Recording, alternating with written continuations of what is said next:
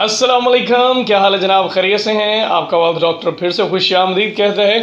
जी दोस्तों, वो अभी हम लोग बताएंगे कि जो जुबली इंश्योरेंस की एप्लीकेशन है, यानी लाइफ इंश्योरेंस पॉलिसी ख़रीदते हुए जो एप्लीकेशन फ़िल की जाती है, उसमें सेहत के हवाले से क्या क्या सवालात हैं। पर्टिकुलरली मैं इस पर बात करना चाह रहा था, लेकिन फिर मेरे जहन में आया कि हम लोग क्यों ना पूरे प्रपोज़ल फॉर्म को, यानी पूरी एप्लीकेशन फॉर्म को डिस्कस करें, ताकि आपको पता हो कि इसमें किस तरह की इन्फॉर्मेशन लिखी जाती है। जो चीज़ें आपको पूछी जाएँ आपने सही तौर पे बतानी है, और अगर आपको कोई चीज़ इसमें नहीं पूछी जाती तो फिर यकीनी तौर पे आपका एजेंट उसको अपने तरफ से लिखेगा, यानी ख़ुद से लिखेगा, तो वो अपनी मर्ज़ी के मुताबिक लिख सकता है। और ये कौन कौन सी इन्फॉर्मेशन इसमें बहुत इंपॉर्टेंट हो सकती है, जो कल को खुदा न खासा क्लेम में प्रॉब्लम क्रिएट कर सकती है। तो जनाब, जो दोस्त पहली बार हमें ज्वाइन कर रहे हैं, जल्दी से सब्सक्राइब कर लीजिए, बेल आइकन दबा दें, ताकि हमारी तमाम मुफीद वीडियो सबसे पहले आप तक पहुँचते रहें। जी आइए जनाब, देखते हैं कि एप्लीकेशन में क्या क्या है। जी जनाब, ये एप्लीकेशन जो है लाइफ इंश्योरेंस प्रपोज़ल फॉर्म, इसको हम ओपन करते हैं। ये पहले वाली जो लाइन है, इसमें कुछ हिदायत लिखी हुई हैं, तो इसको हम देखेंगे। वो क्या कहता है जी कि तमाम सवालात के जवाब देते हुए फॉर्म को हर लिहाज से मुकम्मल तौर पर फिल करें। तो अगर किसी का जवाब दरकार नहीं है तो नॉट अप्लीकेबल यानी NA लिख दें।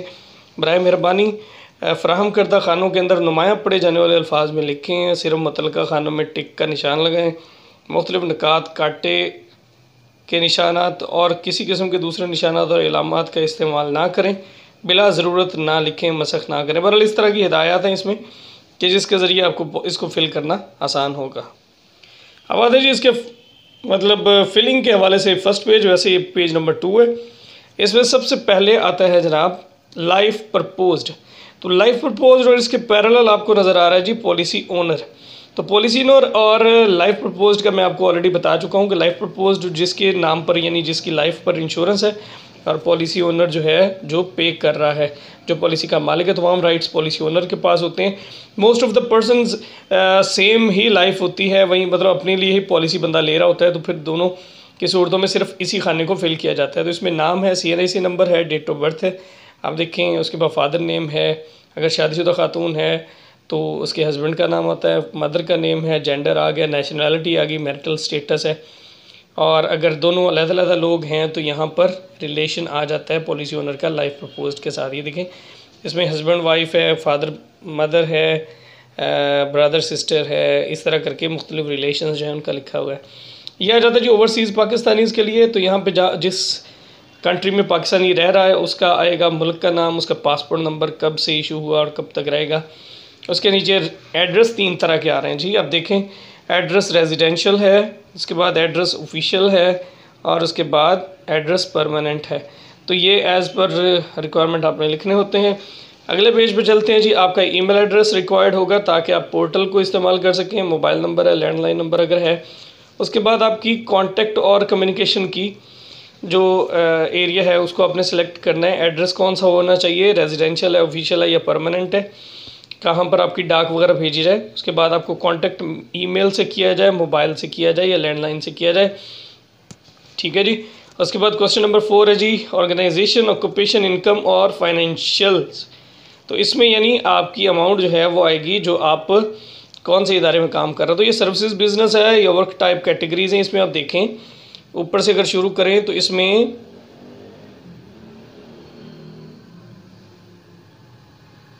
ये प्राइवेट इन पाकिस्तान, गवर्नमेंट सिविल है, उसके बाद गवर्नमेंट सिक्योरिटीज़ है, बिज़नेस ओनर इन पाकिस्तान, एग्रीकल्चर और एनिमल हस्बेंड्री है। तो यानी मुख्तलिफ कैटेगरीज लिखी हुई हैं। इसके बाद अब्रॉड का भी है। उसके बाद नेचर ऑफ बिज़नेस है जी, जिसमें मैन्युफैक्चरिंग है, ट्रेड है, कंस्ट्रक्शन है, एग्रीकल्चर सर्विसेज है, प्रोफेशन है, अदर है। और अगर आप बिज़नेसमैन है तो आपका कितने % शेयर है ये यहाँ पे आएगा। और ऑर्गेनाइजेशन का नाम यहाँ पर, जिस तरह मैं हूँ, मैं जुबली लाइफ इंश्योरेंस लिखूँगा, और नीचे इसमें आऊँगा तो लिखूँगा स्टॉक लिस्टेड कंपनी, ठीक है जी। ये अब इसमें नज़र आ रहा है आपको जी। अब यहाँ पे आएंगे जी अगले पेज पे, यहाँ पे डेजिग्नेशन लिखा जाएगा कि आप इस इदारे में किस डेजिग्नेशन पे काम कर रहे हैं। एंटी नंबर क्या है आपका, bank account number, sources of income क्या आपकी कहाँ से आमदनी आती है, ऑक्यूपेशन टाइप क्या है, description of work, exact daily duties कि आपका काम क्या है, किस टाइप का है, आपका ऑफिशियल वर्क है, क्लरिकल जॉब है, या बाहर अपने मार्केट में जाना होता है, या आपने किस तरह से, यानी इससे अंदाज़ा होता है कि आपकी नेचर ऑफ वर्क क्या है। उसके बाद ownership of land and property, यहाँ पे आपके नाम पर जितनी प्रॉपर्टीज़ हैं ये आपके हिस्से में आती हैं वो आप यहाँ पे लिखेंगे। किस टाइप के बिज़नेस है, रेजिडेंशियल है, कमर्शियल, एग्रीकल्चर है, कितनी यार्ड्स की है और उसकी मालियत क्या है।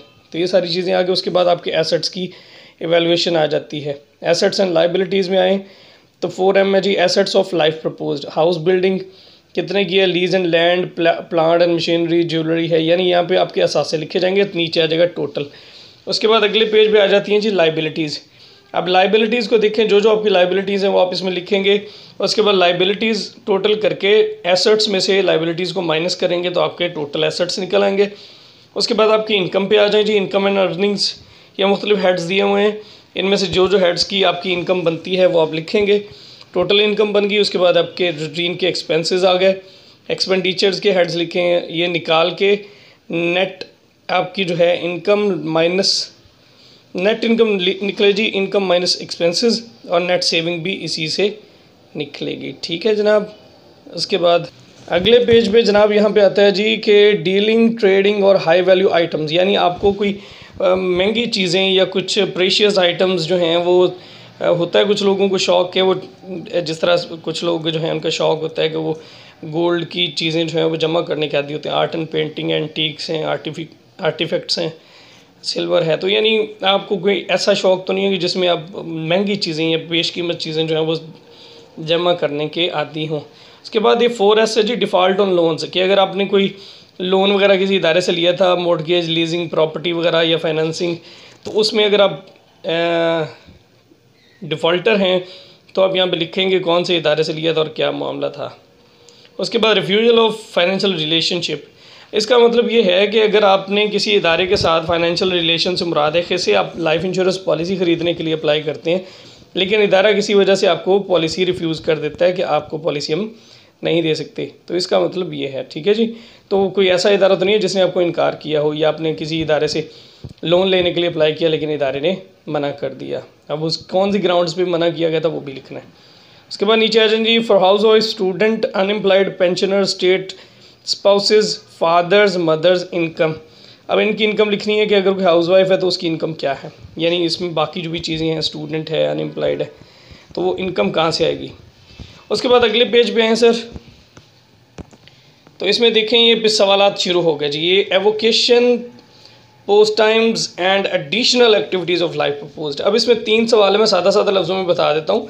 इसमें यह सबसे पहला सवाल ये कि आप किसी ऐसी ख़तरनाक शौक़ में मुब्तला तो नहीं है, जैसे कि ये देखें हैज़र्ड्स में उसने लिखा हुआ है including but not limited to diving, ठीक है जी, मोटर रेसिंग, एविएशन, माउंटेनियरिंग और पैराग्लाइडिंग, स्काई डाइविंग है, यानी ये ख़तरनाक जो शौक़ है इनमें तो नहीं कि जिसमें जान जाने का रिस्क हो।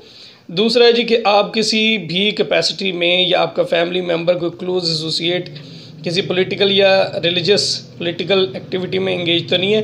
उसके बाद आपने या आप पर किसी ने कोई केस या कोई मतलब जुडिशल मैटर तो नहीं आप पे है। तो ये 3 सवाल हैं इस हवाले से। अब इसके बाद देखें ये नीचे, ये देखें, मैं बहैसियत मुजव्वज़ा पॉलिसी ओनर इसके तहत दी गई तमाम जो भी इंफॉर्मेशन दी गई इसका तस्दीक करता हूँ। माली असासे, कर्जा जात, आमदनी, अखराजात के तमाम मुतल्लिका फराहम करदा मालूमात सही और दुरुस्त हैं, कोई चीज़ मख्फी नहीं रखी और मसख नहीं की, ना ही गलत बयानी से काम लिया। दरख्वास्त बीमार कबूलियत या जांच पड़ताल पर असरअंदाज हो सकती है। ठीक है जी। अब इसके नीचे इन्होंने सारी चीज़ें दे के यहाँ पे क्लाइंट के साइन आ जाएंगे। उससे देखें जी अगले पेज पे है जी, ये आपका प्लान सेक्शन आ गया कि आपको प्लान जो दिया जा रहा है उसमें कौन कौन सी चीज़ें हैं। ये आ गया जी, प्रीमियम है, पाकिस्तानी रुपीज़ में प्लान का नाम आएगा, यहाँ पे लिखा जाएगा, फिर बेसिक सम एश्योर्ड आएगा, पॉलिसी टर्म क्या है, पेमेंट टर्म क्या है, उसके बाद बेसिक प्रीमियम है। तो इस एरिया में जो जो बेनिफिट्स आपको दिए गए हैं वो टिक करके लिख दिए जाएंगे। ये थर्ड पार्टी का इसको नॉर्मली काट दिया जाता है। उसके बाद डिटेल्स ऑफ हेल्थ, अब ये बड़ा एरिया बहुत इंपॉर्टेंट है। अब इसमें देखिए हाइट है आपकी, वेट है, उसके बाद अब पिछले 12 महीने में आपका हाइट वेट बड़ा या कम या ज़्यादा तो नहीं हुआ। उसके बाद तंबाकू नोशी के हवाले से सवाल है, अल्कोहल के हवाले से है, ड्रग या मेडिसिन है, और नीचे ये आगे जनाब सवालात हेल्थ के, हार्ट ट्रबल्स हैं, डायबिटीज़ हैं। तो ये लंबा चौड़ा है, इनको पढ़ना जो है, इसको एक दफ़ा स्टडी अगर आप लोग करेंगे, इसकी मैं JPGs लगा देता हूँ वैसे बीच में, आपको इसको स्टडी करना चाहें तो आप कर सकेंगे। तो ये वो हेल्थ के सवालात हैं जिसके बारे में हमारे एक दोस्त ने पूछा था कि उसको नो क्यों कर देते हैं। अब इसके बाद ये फैमिली का आ जाता है, यानी सिर्फ आपके बारे में नहीं, आपकी फैमिली के बारे में भी कि पिछले 5 सालों की कोई मेडिकल हिस्ट्री तो नहीं है। ये फ़ीमेल सेक्शन आ गया। अगर ख़ातून है तो उससे हम पूछेंगे कि पॉलिसी के टाइम पे ये कुछ सवालात हैं कि प्रेग्नेंट तो नहीं है, अगर हैं तो कौन से महीने की हैं। और वैसे ख़ातून प्रेग्नेंट हो तो उसकी पॉलिसी नहीं होती है, मैं बता दूं, क्योंकि सवाल आ सकता है ज़हन में। तो ये ख़वातीन के मखसूस बीमारियों के हवाले से सवाल है। रीज़न अगर कोई अबॉर्शन हुआ है, सी सेक्शन हुआ है या कोई कॉम्प्लिकेटेड डिलीवरी हुई है तो उसकी डिटेल लिखनी है। अब ये फिर अब देखें, ये सारी इन्फॉर्मेशन के बाद ये फिर डिक्लेरेशन नीचे आ गया कि जनाब ये सारी चीज़ें बिल्कुल सही हैं, और नीचे साइन आ गया। उसके बाद जी आपकी फ़ैमिली का एक बहुत इंपॉर्टेंट हिस्सा, आपकी पॉलिसी के हवाले से एक बहुत इंपॉर्टेंट हिस्सा जी, कि इसमें आपकी ऑलरेडी कितनी पॉलिसीज़ चल रही हैं, प्रीवियस करंट इंश्योरेंस पॉलिसीज़, वो डिटेल आएगी। अगर किसी इदारे ने आपको मना किया है पॉलिसी देने से तो वो कब, क्यों, वजह जी क्या बनी उसकी। फैमिली मेडिकल मॉर्टेलिटी हिस्ट्री आ गई जी, फादर मदर कितनी एज में अगर हयात हैं तो क्या सेहत का म्यार है, उम्र क्या है। इस तरह स्पाउस, ब्रदर, सिस्टर्स जितने लोग भी हैं उनका सारे की सेहत का म्यार, अगर डेथ हो चुकी है तो क्या वजह बनी। ठीक है जी। इसके बाद नॉमिनी सेक्शन आ गया। नॉमिनी की एज, CNAC नंबर और उसका रिलेशन क्या है, उसको कितने % शेयर देना है।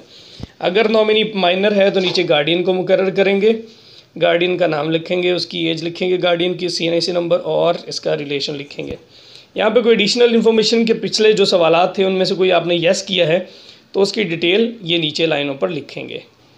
उसके बाद आएगा जी ये प्लान, ये आ गया जी आप कौन कौन से फ़ंड में पैसे इन्वेस्ट करेंगे। यहाँ पे आप एलोकेशन जो है कमी बेशी अपनी मर्ज़ी से करवा सकते हैं। आपका एजेंट अगर समझदार है तो वो ज़ाहिर पैसा बहुत सोच समझ के पैसा इन्वेस्ट करेगा। उसके बाद जनाब ये आ गया आपका पर्सनल फाइनेंशियल रिव्यू, जिसमें आपकी मंथली इनकम, उसके एक्सपेंसेस, इसके बाद आपके सेविंग क्या है, फिर आपकी एग्जिस्टिंग पॉलिसीज़ के बारे में बात होगी।